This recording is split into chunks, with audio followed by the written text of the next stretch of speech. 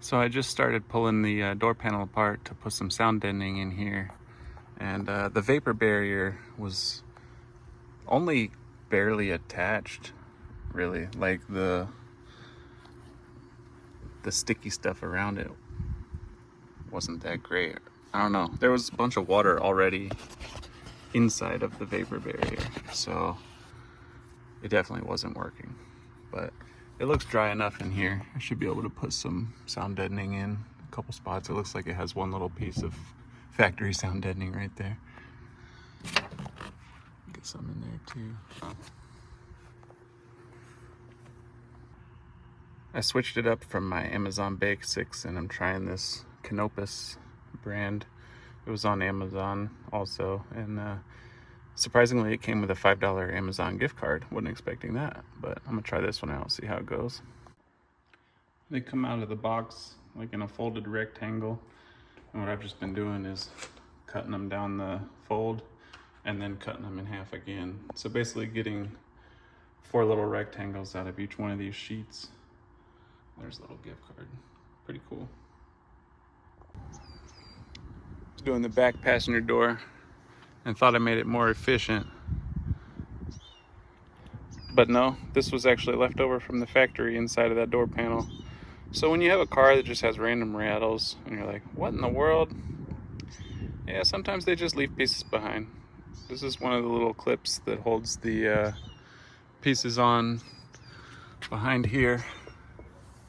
None of them were missing. All 4 of them were still in place. And then this guy was just chilling down here in the bottom of the door. So,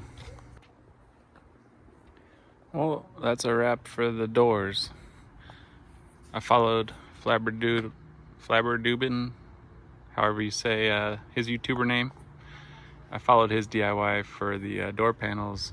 And I gotta say, I've put sound deadening in tons of vehicles over the years. These are the easiest door panels I have ever removed. I mean, 4 screws, that's it. Unhook a couple clips. The back is even easier than the front. So yeah, super easy. If you were thinking about doing this, just go ahead and do it. It's easy. But I had my wife do the tap test like he did in his video. Tapped a door that had it and a door that didn't. She could tell a huge difference. So wife approved. But I still have 2 sheets left over, and ideally where I would like to use it is behind the seat there. So I don't know how much I want to tear the interior apart, but ideally I would like to put some there, separating the bed from the cab, but we'll see. Popped the hood for the first time to top off the windshield washer fluid. It's not a very beautiful engine bay, that's for sure.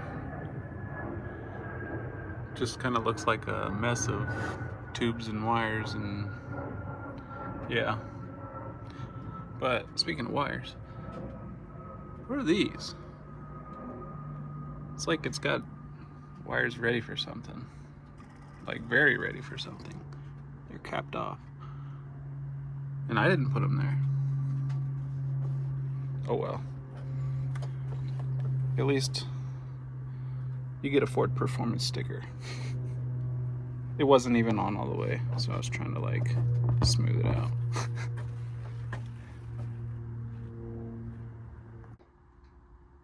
Went ahead and pulled Zygarde in to give it a 1,000-mile break-in oil change, and got an OEM filter, Costco's finest.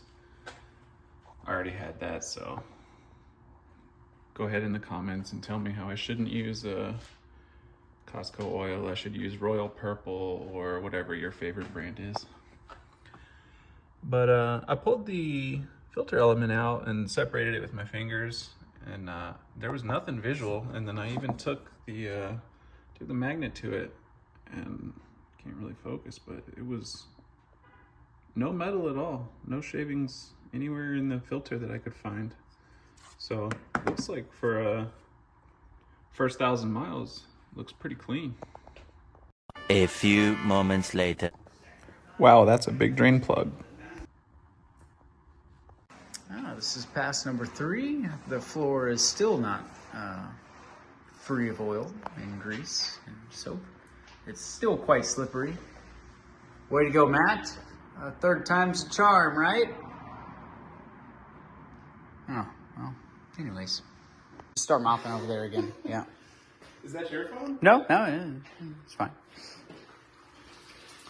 Yeah, just do a quick oil change, he said. Nothing will happen. I have all the tools.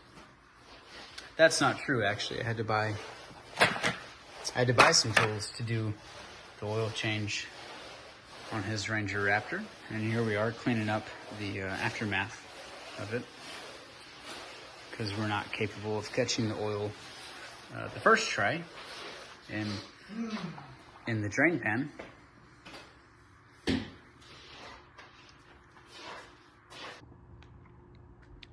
Well, got the oil change done, cleaned up the mess. Yes, it was a big mess. Not sure what's next for old Zygarde here, but I have a feeling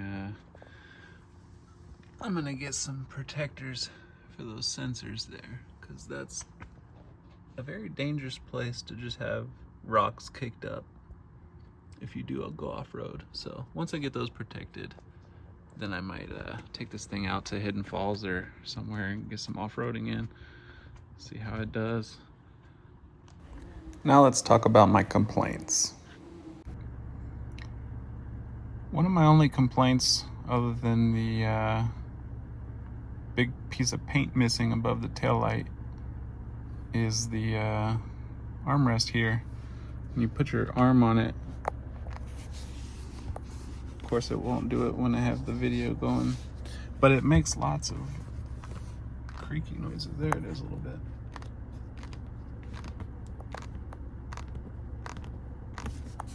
And that's the sound I hear every time I move my elbow, so kind of annoying. And I'll show you the paint that I'm talking about. I didn't even realize that somebody in my previous video called it out, but there you go. The whole corner is no paint on it. But so far, those are my only 2 real gripes. A noisy armrest and a piece of paint missing. Otherwise, I'm still enjoying this truck for sure.